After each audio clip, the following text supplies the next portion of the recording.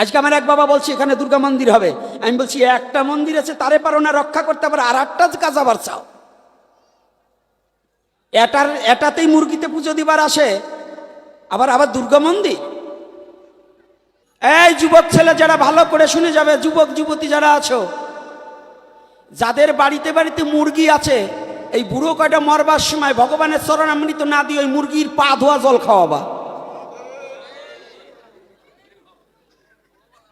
গতকাল আমি সারা পাড়াটা ঘুরেছিলাম, এদিকে ওদিকে, আজকেও একটু টুকটাক দেখলাম। আজকে যখন দুপুরবেলায় আপনাদের এই মন্দিরে আসি, বিধু বাবা এসে যখন ওইখানে নামলেন, আমি ওইখানে বসে দাঁড়িয়ে আছি, তখন দেখতে পাই দু তিনটা মুরগি এসে এই মন্দিরের গায়ে লাড়াচাড়া করছে। আমি যখন বাবাদের কাছে শুনলাম যে এই পাড়ায় কোনো হিন্দু ছাড়া মুসলমান নাই, এই পাড়ায় হিন্দু না মুসলমান সব? এই পাড়ার লোক আছেন তো না নাই? এই পাড়ার মায়েরা আছেন তো? এই ধারের কাছে কোন কোন মায়েরা আছেন একটু হাত তুলুন তো। এই দুই চার বাড়ির মায়েরা কারা আছেন হাত তুলুন, লজ্জা করবে না, হাত তুলুন। এই এটাই এই পাড়ার, আর কয়টা এই পাড়ার না? না, হাত তুলবেন না, জানি আজকে জাতের গোড়ায় ছাই দিয়ে যাব।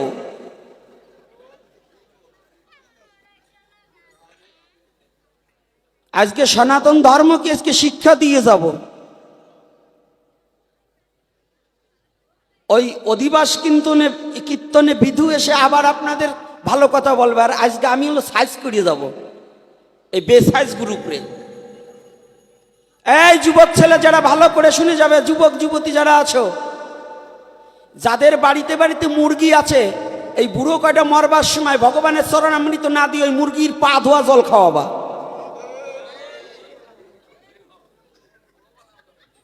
এর কারণ হচ্ছে এই পাড়ায় যদি কোনো হিন্দু না থাকে, এই মুরগিগুলো মুসলমান পাড়াতে আসেনি, এই হিন্দু পাড়ার মুরগি। এই কোন পাড়ার মুরগি? কথা বলেন নাকি? কথা বলেন নাকি? ভয় পান? তা আপনারা এই নামযজ্ঞ দিয়ে লাভ কি? যদি মন্দিরের গায়ে এই হিন্দু বাড়ির মুরগি এসে কুরকুর কুরকুর করিয়ে বেড়ায়, তা আপনাদের লজ্জা করা উচিত যে আমার বাড়ির পাশে গোবিন্দ মন্দির, সেই আমার বাড়ির মুরগি থেকে ওই আর কয়দিন পর বৈষ্ণব বাদ দিয়ে ওই মুরগিতে নিবেদন করা দেবে। আপনি কেমন সনাতন ধর্ম অবলম্বনকারী, আপনি কেমন হিন্দু? আপনার লজ্জা করা উচিত না? গোবিন্দ মন্দির বাড়ির পাশে, আর আপনার বাড়ির মুরগি এসে ওই গোবিন্দ মন্দিরের বারিন্দায় উঠতে যায়।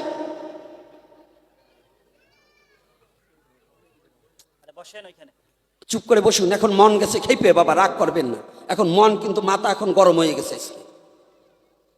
বৈষ্ণবদের রাগ হয় না, আমি কিন্তু এখন বৈষ্ণব না, এখন চন্ডাল। কারণ হচ্ছে এই ডাক্তার যদি রুগীর সাথে শান্ত ভাষায় কথা বলে তো অপারেশন করা যায় না। ওই ব্যথা যতই পাক, বাবারে করে চিৎকার করে ডাক্তার পোষ মারে, মারে না? কেন মারে? রুগীকে ভালো করার জন্য। আজকে আমার অপারেশনটা ওই রকমই হবে। আপনারা কথা না বললেও আজকে বলবো, কথা বললেও আজকে বলবো। আমার দুঃখ লেগেছে এখানে নামযজ্ঞ হয়, এখানে গোবিন্দ মন্দির, জগন্নাথ দেব সাক্ষাৎ এবং রাধা গোবিন্দ পঞ্চতত্ত্ব বিগ্রহ এখানে প্রতিষ্ঠিত। জগন্নাথ দেব হয়তো বেড়াতে এসেছে। আপনারা এই আশেপাশের বাড়িতে যেগুলো হিন্দু বাড়ি আছেন, তুলসীর বৃক্ষ দেখলাম সবাই, তা আপনাদের বাড়ি মুরগি কি করে থাকি গো? ও এক হালি ডিমের দাম বুঝি 80 টাকা, তাই না?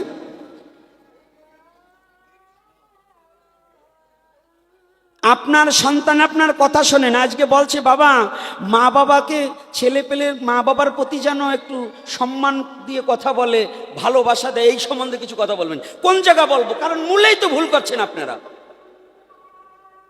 আপনার সন্তানকে সনাতনী আচরণ তো শিক্ষা দিচ্ছেন না। সনাতনী আচরণটা কি? আপনি মুরগি খান, আপনাকে খেতে আমি না করব না, কারণ ওটা আপনার রুচিবোধ। কি বাবা, আমি নিষেধ করলে ফেরবে না, আমি না করতে পারবো না। কিন্তু আপনাদের কাছে আমার প্রশ্ন, যাদের বাড়ির কাছে গোবিন্দ মন্দির হয়, অন্তত আপনাদের তো একটু চরিত্র ভালো করা উচিত, যেন আমার মুরগিটা যদি মুরগি পুষি, সনাতন ধর্মে মুরগি পোষা বৈধ না অবৈধ? হ্যাঁ, মুরগির মাংস খাওয়া বৈধ না অবৈধ? বুঝছেন? মুরগি খাওয়া যাবে, বেদে লেখা আছে। এইবার যে কটায় মুরগি খায় ওকে একটু খুশি খুশি লাগতেছে। গোসাই আমাগো দলে কথা বলছে, মুরগি খাওয়া যাবে। হ্যাঁ, খাবেন তো একটু দাঁড়ান। অথর্ববেদে লেখা রয়, বলবো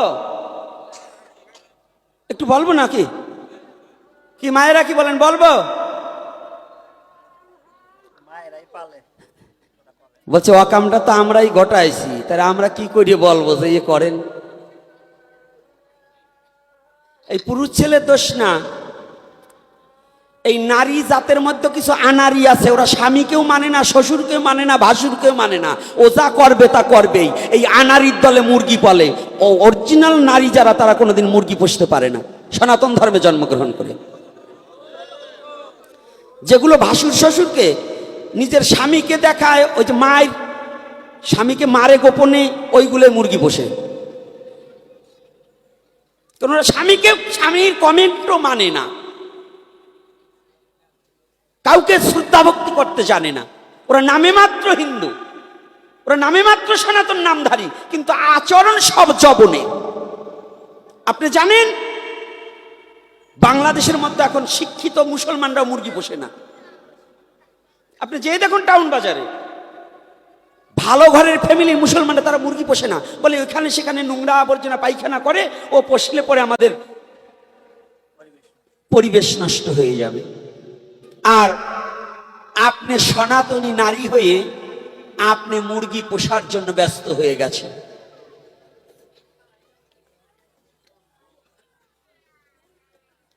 কি একটু কষ্ট লাগতেছে নাকি? ভগবানের কথা বাদ দিয়ে একটু এটা না বলি আমি পারবো না। এই বাংলাদেশের কোন পাঠক বলতে সাহস পাবে না, কিন্তু এইটা বললেই যাবে। কথা হচ্ছে এইখানে অথর্ববেদে লেখলেন মুরগি খাওয়া যাবে, তাই কে খাবে?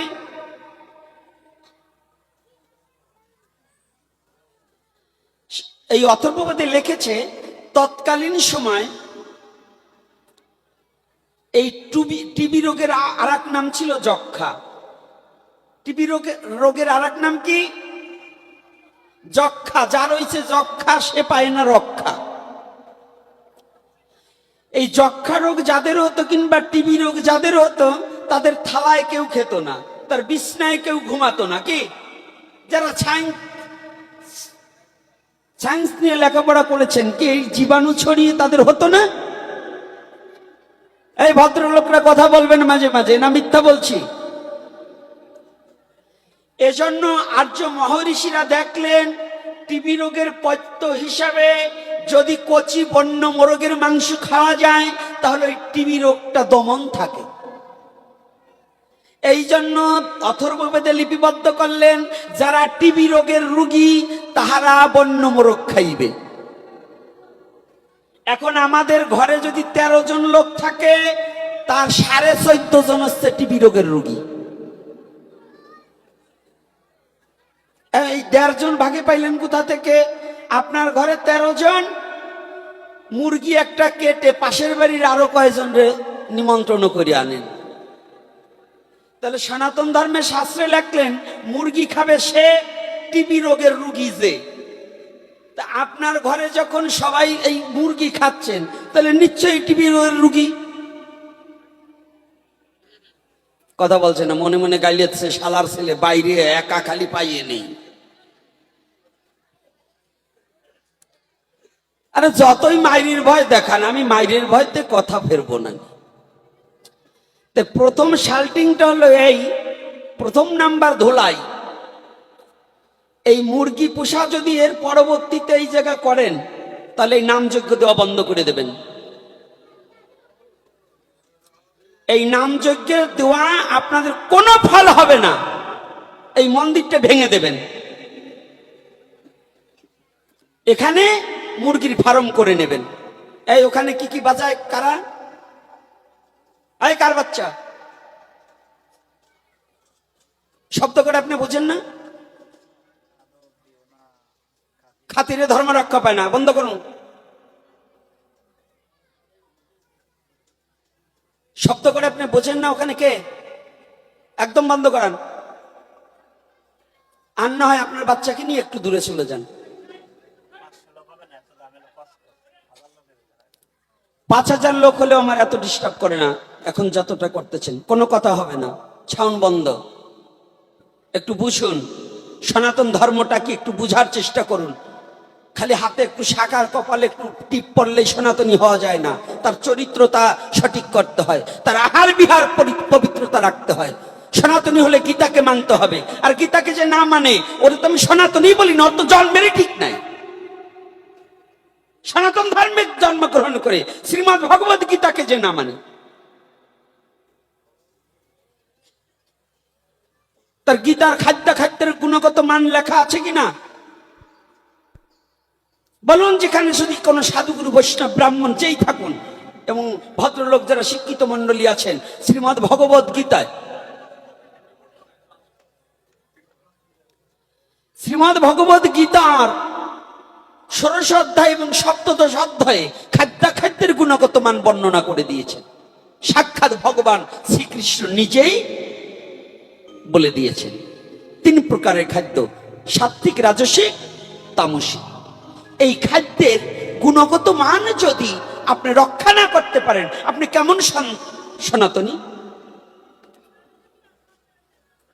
আজকে এখানে নামযজ্ঞ চলছে, আপনার এখানে মহাপ্রভুর সেবা চলছে, আপনি সেই মহাপ্রভুর সেবার একজন অধিকারী, আপনার অনুদানে মহাপ্রভুর সেবা চলছে, অথচ ভূমি দান করেছেন এইখানের পাশের লোক ছাড়া, তার জমি অন্য দেশের লোক এসে দান করে নাই। অথচ ভগবানকে এনে ভগবানকে শাস্তি দান করছেন। কি শাস্তি দান করছেন? যেটা ভগবত সেবার বৈধতা নেই, সেই কর্মটাই আপনার দ্বারা আমার দ্বারা হচ্ছে। আমি চরণে হাত রেখে বলছি, এই পাশে আশেপাশে যত হিন্দু আছেন, শুধু এদের বলছি না, সনাতনী জাতিরই মুরগি এবং ছাগল পোষা নিষিদ্ধ।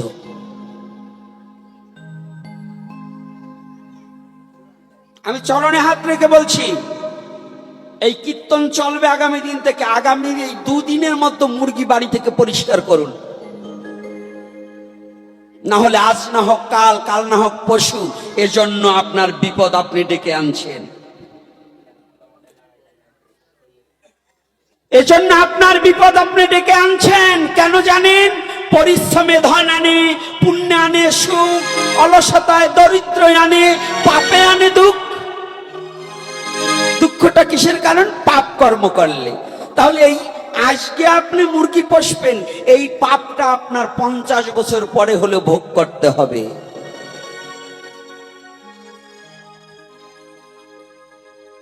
পঞ্চাশ বছর পরে হলে ভোগ করতে হবে।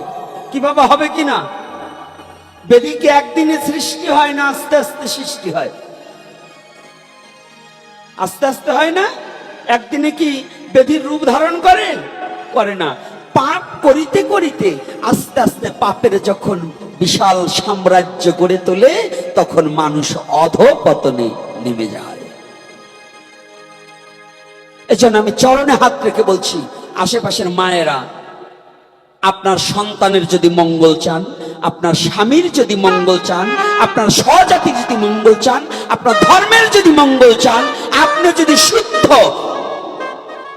কৃষ্ণ ভক্ত হতে চান, এই মুরগি পোষাটাকে অন্তত বন্ধ করুন। কারা কারা কি করবেন? তো এই দলে কারা একটু হাত তুলুন তো। রাধে রাধে। এই মুরগি না পোষবো, মুরগি পোষবো না, এই দলে কারা? তারা হাত তুলুন। রাধে রাধে। এই সব কটে মুরগি পোষবে, দেখুন হাত তোলে না। কি মুরগি পোষবেন না? আমার ভাষা বুঝতে কষ্ট হয়। এই যুবক ছেলে যারা আছো, আগামী দিনে এই পাড়ায় নেমে যত বড় জমি ধরে মামলা করে আমার নামে করবে। যারা এই নামযজ্ঞের আশেপাশে আছে, এই মন্দির টিকাতে হলে যারা মুরগি পোষবে, এই মুরগি সবগুলো বিক্রি করে দেবে তোমরা ধরে ধরে। এই শয়তানগুলো শয়তানি ছুটিয়ে দিতে হবে।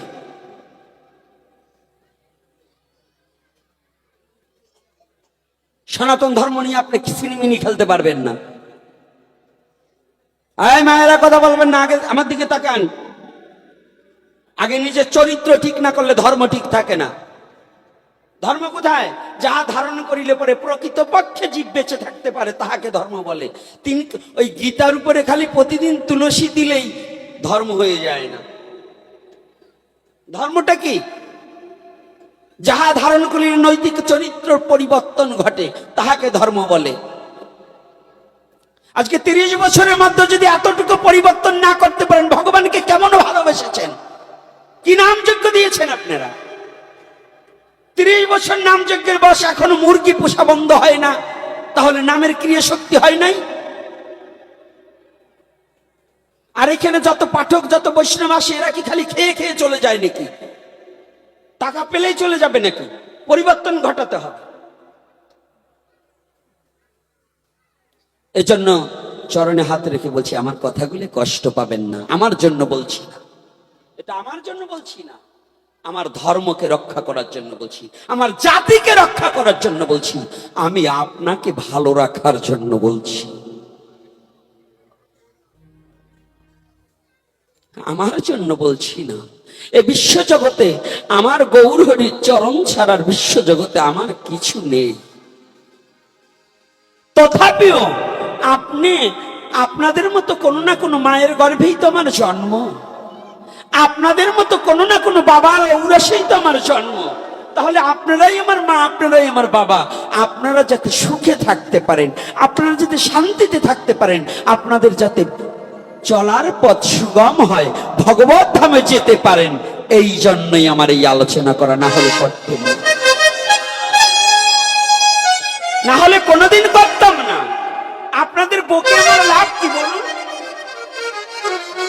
কি লাভ? আপনাদের বকতে যাব কেন? এই একদিনের দুদিনের পরিচয় আপনাদের এত বড় কড়া কথা বলবো কেন? বলছি এ কারণেই, যেন আপনাদের মধ্য দিয়ে বিমানবন্দর, বিমান বাহিনী আপনাদের বাড়ির পাশে, একটা বিমান নামতে হলে এয়ারপোর্টটা যদি ভালো না থাকে তাহলে কি বিমান নামতে পারে? মাঠে ঘাটে বিমান নামবে? তা আপনাদের মতো মা ভালো না হলে পরে কোনোদিন ওই গর্ভে ভালো একটা কৃষ্ণ ভক্ত সন্তান হবে না।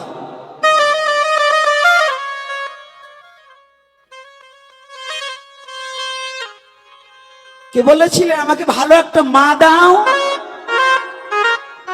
আমি ভালো একটা জাতি দেব?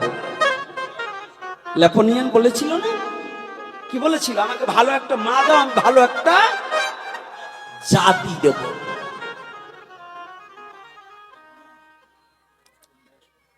কথাটা বুঝতে পেরেছেন? কত বড় কথা বলেছে। তাহলে একটা মা চাইলে, আবার এদিকে বিজয়বাবু বললেন কি, আবার যদি পাঠাও আমায় এ ভব সংসারে একজন কৃষ্ণ ভক্ত মায়ের গর্ভে জন্ম দিও মরে। তাহলে মায়েরা বলছেন আপনাদের অবদানটা কি? এইখানের অবদানে কি করেছে? গতকাল যেখানে লীলায় ছিলাম,